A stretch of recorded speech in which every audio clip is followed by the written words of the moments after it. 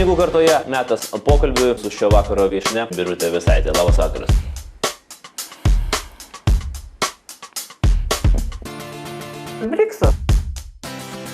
Briksas.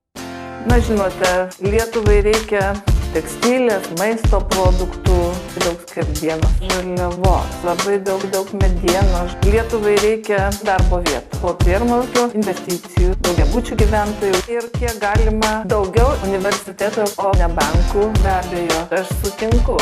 Versle nedirbau, bet turiu trumpų ir šmaikščių atsakymų, pamąstymų, kur link eina pasaulis. Leiskite apšilti man kojas.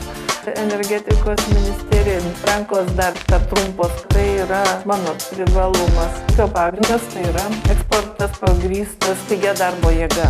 Gaminiai su didesne pridedamąja verte būtų prioritetas. Kokie tai gaminiai? Sakyčiau, aš manyčiau, kad aš nepasakyčiau, bet pirmenybę teikčiau. Na, sakyčiau, Norėtųsi konkrečiau. žinote, aš asortimento jam pateiksiu. Bet ministrė, mes klausėm vizijai. Prašau, paliaubų.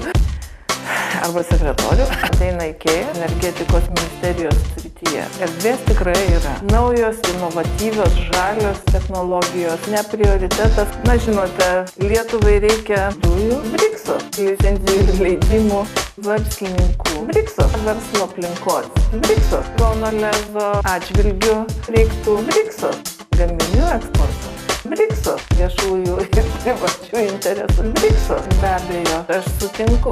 Versle nedirbau, bet turiu trumpų ir šmaikščių atsakymų, pamąstymų, kur link eina pasaulis. Leiskite apšilti man kojas. Energetikos ministerija, rankos dar per trumpos, tai yra mano privalumas. Arba sekretorė. Kodėl sekretorė? Brikso.